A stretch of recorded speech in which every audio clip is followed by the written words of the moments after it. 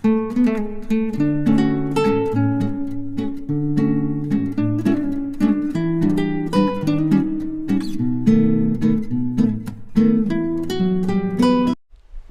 sa mga church organizations o groups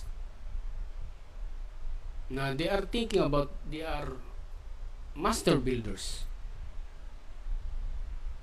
Pero yung master builders, walang iba yan kundi si ang Diyos at si Kristiyan. Ang Diyos yan eh. At ang Diyos tumahan sa katauhan ng ating Panginoong Kristo. And that is the head of the church. And the head of the church is Jesus Christ. And the head of Jesus Christ, that is God.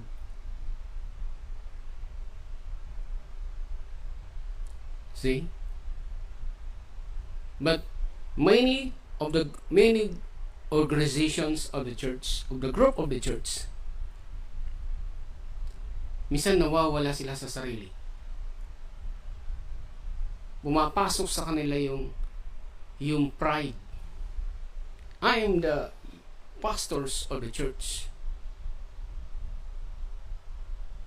So pag pastor of the church, I am the leaders in the church. Remember the pastor of the fivefold gifts.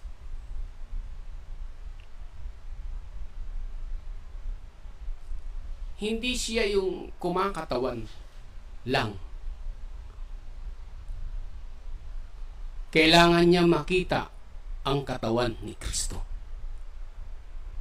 Kasi kung hindi niya makita ang katawan ni Kristo, magiging idolatry siya.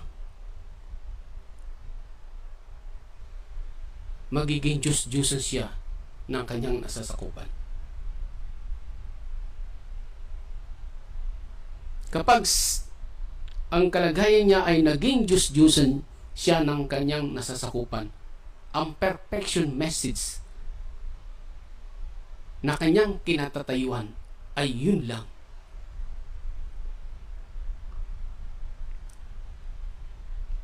Remember, there are many the messenger, the universal bride of Christ. The universal body of Christ, it is not only the congregations as a leaders, but think and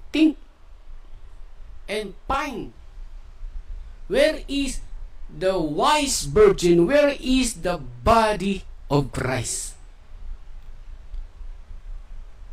When the Son of Man is coming into the congregation, into the church, remember,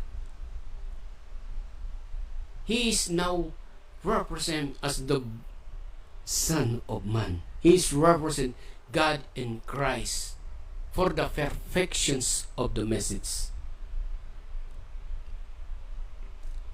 Hindi lang yung isang pastor or isang leaders of the congregations na siya yung master, bahagi ng building. The master building is the master building is God in Jesus Christ. Ginamit lang niyang ang katawan para maitayo ang building. Pero yung kalagayan ng mga in-time believers sa church, they are believe that the one who is the pastors, the only one to make it build the building. Tandaan natin, ang nagtatayo ng gusali ang Diyos. Ang nagtatayo ng templo ay ang Diyos. Because Jesus Christ is the head of the body, He is the one to lead the body. So the master builders is not the leaders of the congregation. He is the one. He is a part for the manifestation of the building of the temple. Ibig sabihin, yung pastors niyan, or whatever the gifts na nandyan, he is only part, bahagi lang sila para doon sa building, sa pagtatayo ng holy tabernacles of the Spirit of God. That is the function of the body, to make a perfect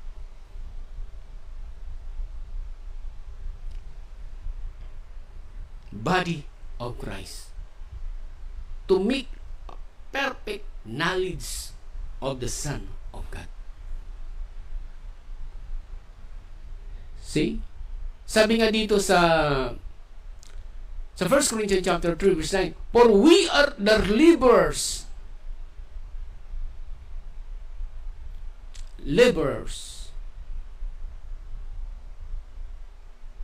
together with God. You are God's husbandry, and you are God's building.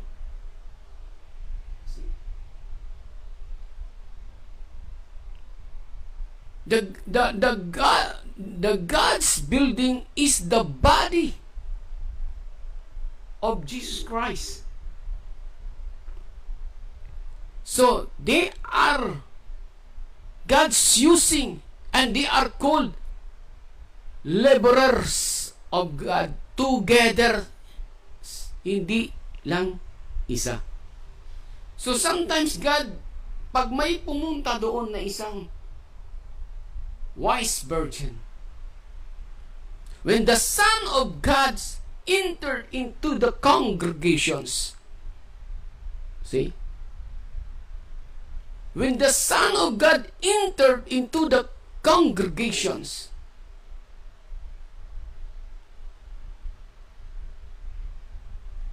they are part for the buildings. They are part to the restoration.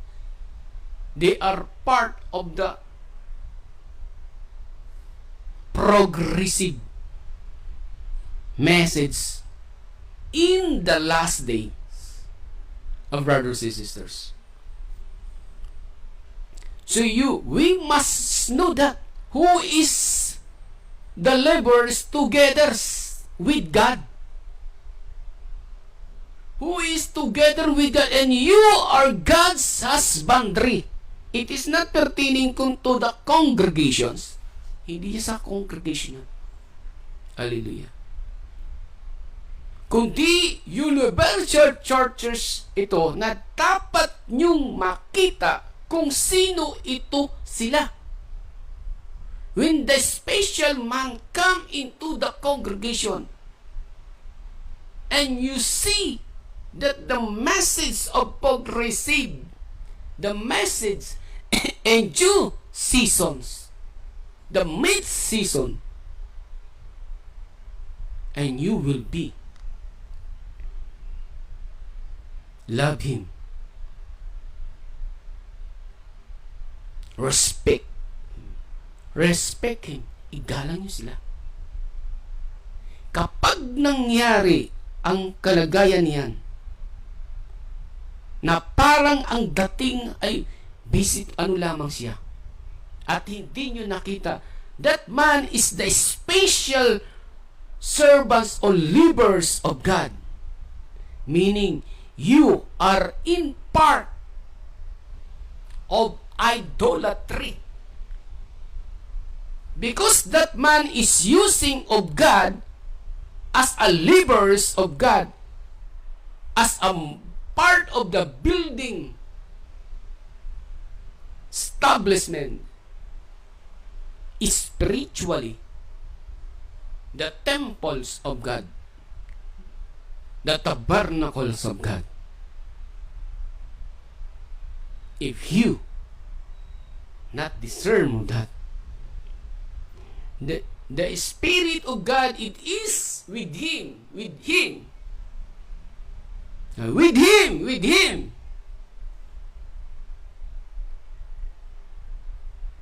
And you looking someone, God jealousy of that, brothers and sisters. God jealousy when you attitude and performance, when the sons or laborers of God, when the son of God or laborers of God entered into the congregation. Okay, we just to continue.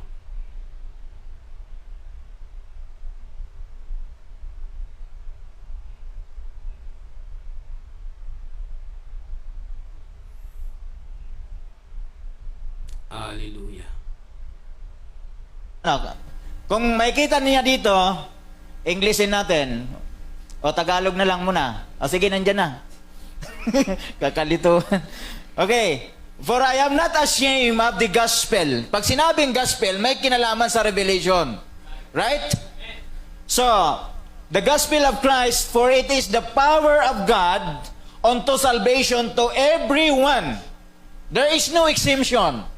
The gospel of salvation is for everyone. Amen? Nandiyan pa kayo mga kapatid? That believe it. To the Jew first, and also to the Greek. So, it is a universal stewardship.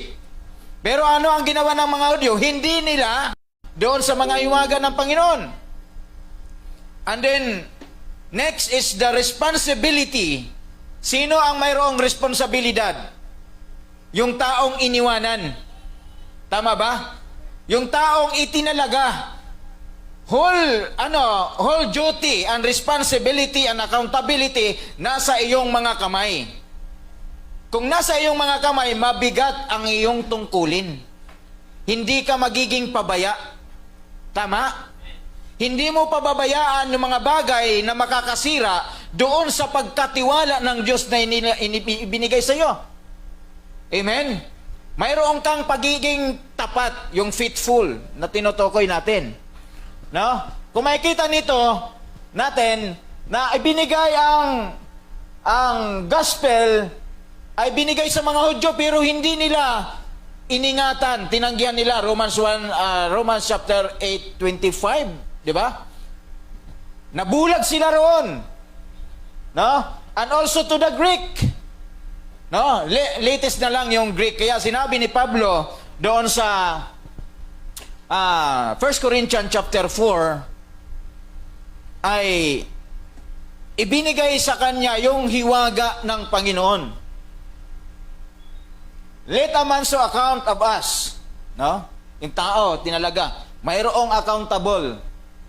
As of the ministers of Christ and stewards of the mystery of God.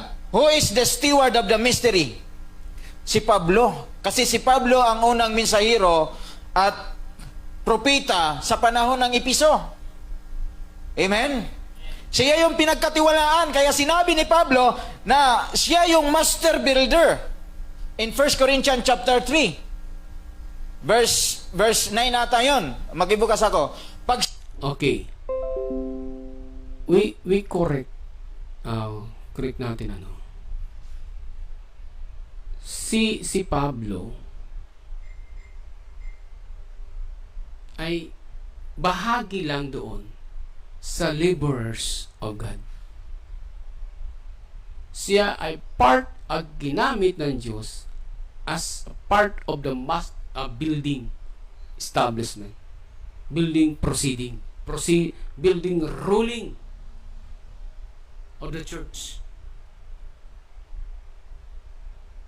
Si Pablo ang ginamit ng Diyos, but the master builders, there is no other, only God. In the body, as a glorified body of Jesus Christ. We correct our brothers that the master builders, the earthly messenger, is only a laborers of God. Together with God. Kaya nga sabi, together with God, nasa kanila yung salita ng Diyos. And the laborers of God, you are God's building. Part of the buildings. Kumbaga manggagawa sila, tinatayo nila ang gusali ng Diyos. Let's continue. Siya yung master builder. Inaayos ni Pablo, kumpleto si Pablo ng mga material, paano itayo yung building. Amen? So, merong kasi literal na marami sa akin na experience, no? They are using I'm contractor, I'm a foreman.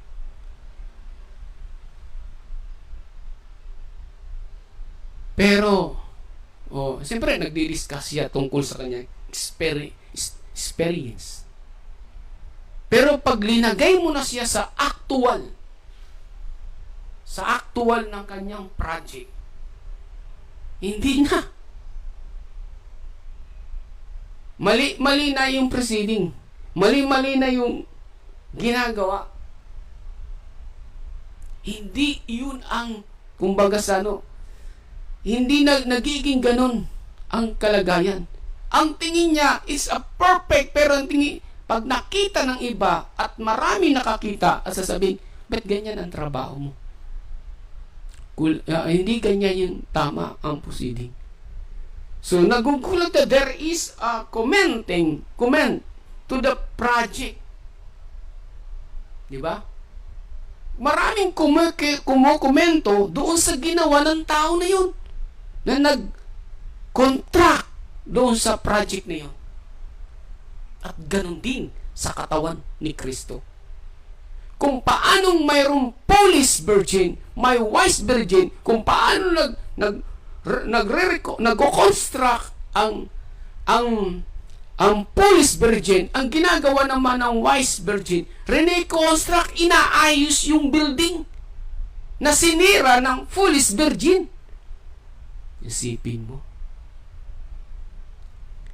Kaya nga sa literal contractor, kapag nagkamali yung nagkontrata, malaki ang perwisyo, nagkakaroon ng back job. Kaya kawawa yung nagtatrabaho yung nagre-restore doon sa ginawa ng kontraktor. At ganun din ang kalagayan sa sitwasyon ng body of Christ, kung paano sinira ng foolish virgin ang templo, ang ginagawa ng wise virgin, nire-restore niya ang sinira. See? The master building, there is no other. That's God in the body of Jesus Christ. Kaya nung ginamit ng Diyos ang kanyang messenger, laborers, to restore the damages, to restore the damages of the building. So mabigat, mahirap kasi sinira Yung i-restore mo, aayusin mo yung sinira. Napakabigat sa isang may-ari ng building. Yung may-ari ng building na yun, napakabigat. Masakit yun kasi sinira, hindi inayos So that is the important. If you consider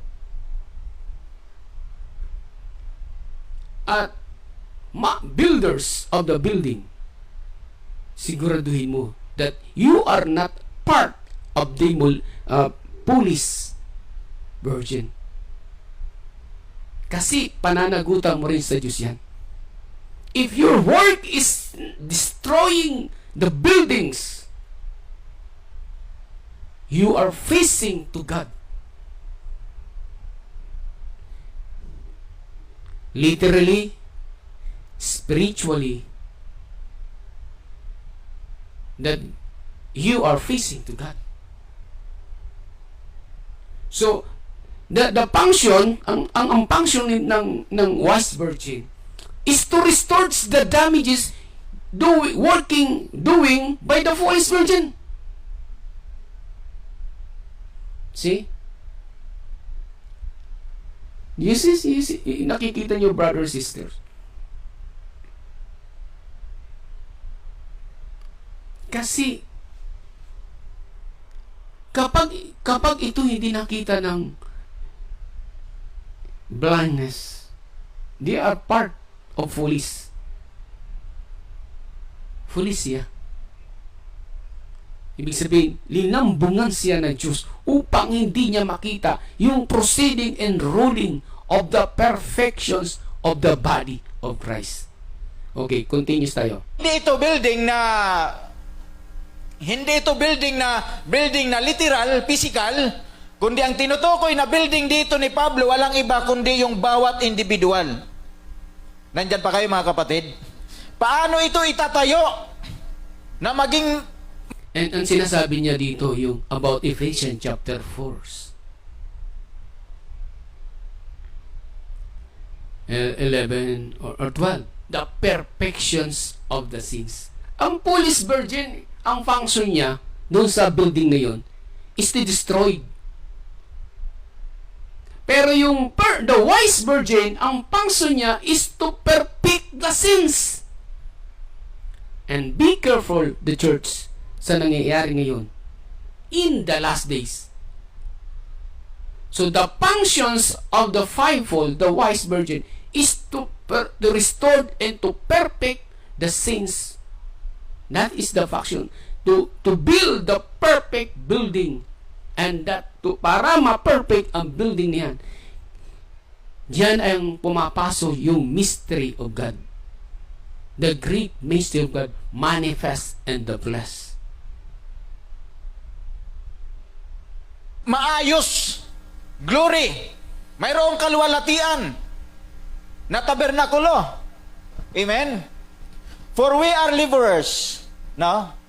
Sinabi ni Pablo, hindi lang siya yung pangunahin na sinabi niya, laborers. Pag sinabing laborer, pagiging servant din yun, pagiging alipin. Amen? Katuwang. Okay? Together with God. Sino daw yon? Sinong tinutukoy na for we? Tayong lahat. Kasama dyan yung hintil. Amen? We are the Gentile. No? Wala tayong pag-asa before. Pero dahil sa gospel, nagkaroon tayo ng pag-asa. Amen? Pinagkatiwalaan tayo ng hiwaga. No? Ye are God's husbandry. Ye are God's building. So, sino daw yung God's building? Ye. Ikaw, tayong lahat ay building. Yung building na yan ay dapat mayroong maluwalhati. Maluwalhati. Okay. Ang building na yan, our brothers and sisters, yan ay spiritual, physical temples. And we are the physical temple going into the spiritual, yung internal part of our body. Yung tahanan ng Espiritu ng Diyos. Yan ang building na yan. Hindi yung building na katulad na nakikita ninyo sa building ng congregation. Hindi yan. Hindi dyan tumatahan ng Diyos. Ang tinatahanan ng Diyos, yung building physically na nire-restored na sinira ng mga foolish virgin. Ha? Yung katawan na yan na sinira, nire-restored ng wise virgin to release the special revelations of God. And that is the due season. Yung priest revelation, the priest met in these last days. Hindi copy paste lagi yun. Yun ay mga special revelation na inlalagay sa isang tabernacle. ipinupundasyon ang mga sariwang mensahe sa huling kapanahunan. Tabernakulo. Amen? Praise God. So, according to the grace, makitaas ako, according to the grace of God, yung biyaya ng Diyos, no? According to the grace of God, which is given unto me, no? Ibinigay sa Kanya. Una, binigay sa Kanya, at ngayon, kumuha siya ng mga libro. Sabi niya, kayo ang aking mga kamanggagawa. There is no exemption. Bata ka man, matanda, babae, lalaki, tayong lahat ay liburer tayong lahat. Tulong-tulong tayo para magtayo ng Liberal lang ba tayo sa isang leaders? Kamanggagawa lang ba tayo sa isang leaders? O kamanggagawa tayo sa katawan ni Kristo? Kapag ang kalagayan natin nakatingin lang tayo sa loob at hindi natin nakita na tanaw ang universe churches of God, yung universe bride of Christ, at nakatingin lang tayo doon, we are moving into idolatry. Kailangan nyo makita sino ang mga katawan ni Kristo sa buong mundo. Kailangan nyo makita ang katawan ni Kristo na kumakatawan sa mensahe sa huling kapanahunan. isang building na maluwalhati. Nandyan pa kayo mga kapatid? Kung tulong-tulong ito, hindi ito nakatingin lang. At pahihirapan niya yun sa habang buhat-buhat niya. Nakatingin lang siya habang nahihirapan na yung isa. Hindi ganun. Di ba? Mabuti pa yung langgam. No? Remember, brothers and sisters, yung Gospels of the Word. Hindi lang yung i-restore mo yung katawan, yung pamilya, kundi ang you be part of the Gospels of the whole world in these last days. Yung mensahe ng Matthew 24, preach the gospel to whole nation, is not only the congregation. It's not only the congregation, but to rebuild the message in the last day, the perfection message about the body of Christ, about the perfections.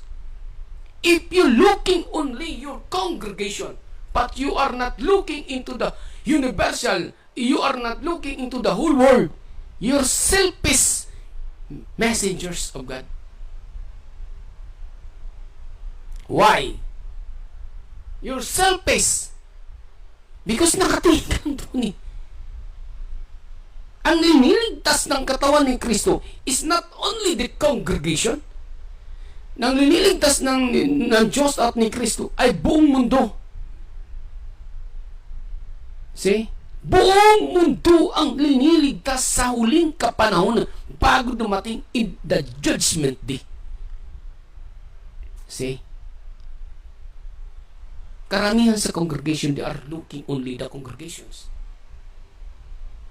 But if you are looking of the salvation of the whole world, you are not looking only for your congregation. You are looking into the whole world. Your message is pertaining the salvations of the gospels of God.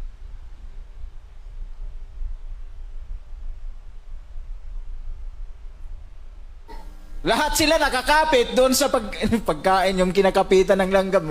No?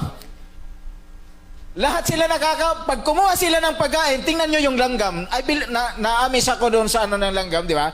Pag kumuha sila ng pagkain, ano yung gagawin nila? Tulong-tulong, nangangari, ano tawag nito? Nakakandara pa sila kung saan sila kakapit. Nakita nyo na ba yun? Pag nakakuha sila ng pagkain, nangangara pa sila, saan sila? Okay, ang langgam, let's go langgam. Ang langgam, pag nakakita sila ng pagkain, meron silang connectivity. Nagkakasalubungan sila. Sabi ng isa, uy, isa nakakain na eh. Tapos yung isa, uy, may pagkain doon, uy, may pagkain doon, uy, may pagkain doon. Yung mga pupunta doon, sila yung kontaker. Yung kontaker, di ba? Yung kontaker, sinasalubong nila yung mga iba na hindi pa kumakain. Puntahan nyo, nandoon yung pagkain, nandoon ang pagkain. Pumunta kayo, nandoon ang pagkain. Hanggang sa doon sa pagkain, napakaraming langgam. Kasi bakit? Sinasabi ng mga nakakain ng langgam na mayroon doong pagkain na sariwa na kinakain nila, nagaling sila doon. Kaya yung mga langgam, may yun, parang unity sila na parang ano yung mga tawag dito, kumpunan, yung nagrarally. O nandun yung mga pagkain nandun. So puntahan nyo. Just like na sinasabi ng kapatid. Na yung langgam. Bakit yung pagkain na yun, isa man lang pumunta, dalawa man lang pumunta, bakit ang dami na? Kasi mayroon silang nagtutulungan sila to inform where is the fresh food. Nasaan ang sariwang pagkain? Tinuturo lang, nandun, punta kayo, nandun ka na. Ayan ang langgam. Dapat ganun ang church. Nakakapit para mabuhat lang yung bagay para dalhin nila doon sa kamalig. Di ba? Nakita nyo yan? Dapat tayong lahat ay tulong-tulong para buhatin yung isang bagay na mabigat. Nandyan pa kayo mga kapatid? Hindi tayo naghihilaan pababa. Amen. Parusahan natin yung isa. Saktan natin yung isa. Hindi ganun. Dapat nagtutulungan. Amen. Praise God. So, makikita natin dito. Ang nangyayari sa church yan eh. Pag hindi ka na pumupunta sa church yan, pag hindi ka pumupunta, walang bumibisita.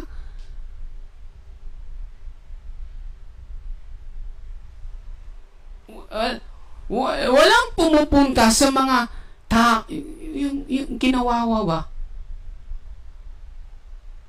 Yung ginulpi ng pulis. Wala. Hindi nila pinupuntahan. Kahit kahit yung Son of Man na nag-iisa lang doon, hindi rin nila pinupuntahan na yun. Yung tao ni Kristo. They are not visiting. Because they are only exclusive in special movements of ministry, only the family. The church of God is looking the universal salvation. Is the universal salvation is not looking only your family, but with your family helping the ministry for the gospel. So your family now is using your family to share the message about the perfection message of God. It's not only, dito, you are focusing to your family. Ganun ba si Kristo? I'm asking, ganun ba si Kristo? Nakatingin lang doon. If you are in the last days of the message, you are moving forward because you are moving into the progressive and perfection message of the church. So the building of the church, you must be up. With Jesus Christ, 12 years old, nangangaral na siya. Nangangaral na si Jesus Christ. Until the time when 30 years old, yung templo na yun, yung tabernacle, yung building na yun, dumating ang fullness na indwelling ng Diyos. That is the building perfect plan of God. It's not the literal building na tinatayo ng mga tao ng congregation. It's not. It's the temple. It is a man. It is a man. Tao siya. Tao siya na tabernacle siya, templo siya ng Holy Spirit, ng Holy Ghost. Thank you, Lazaro Mandayan, for your watching. See? Tao siya. Is not a literal building na tinayo ng mga gusali. Ang gusali, ang building nito, ang taong tinatahanan ng Holy Spirit, ng Holy Ghost. Sabi ni Pablo, according to the grace of God which is given unto me, as a wise master builder. Pag sinabing wise master builder, he know how to build the house. Kompleto siya ng mga bagay na materialis. No? Pag ikaw ay kontraktor, hindi ka pwedeng mangontrata na kulang-kulang. Wala kang traktor para mabuhatin yung mga bibigat na bagay, wala kang crane. Nangyari sa akin yan eh. Nangyari sa akin yan. Nako, ang trabaho kulang-kulang. May tinanggal lang ng kahoy nasa loob, pero sa labas hindi pinagtatanggal. Iniwan lang. Tinanggal lang ang mga hulma sa loob. Hindi nga na perfect eh. Meron pa rin kahoy sa loob eh. Yung sa labas hindi. Ganun din. Nako, napakahirap ng ganun. At ganun din ang kalagayan. Nagpakita tayo ng gilas, nagpapakita tayo ng Sunday, pero pagdating ng manifestation daily, hindi natin ginagawa yung pinaka-realidad mobilization of the word. The real mobilization of the light. We are worshiping only Sunday. But every day doing the ministry of God, we are not doing. See? How we consider some builders, part of the builders. Habang buhay ka na lang aalagaan, habang buhay ka na lang pakakainin. At ang pagkain mo lang Sunday, dahil mumuwi ka na kagad. Para kang may sakit na hindi na nakakatayo. If you are the tabernacles of the Holy Spirit, your body is magmumove yan. Mag-i-evangelize yan without the teaching of your companion, of your brothers and sisters. They are moved individual for the ministry, for the salvation of the word. Hindi lang nagsasarili.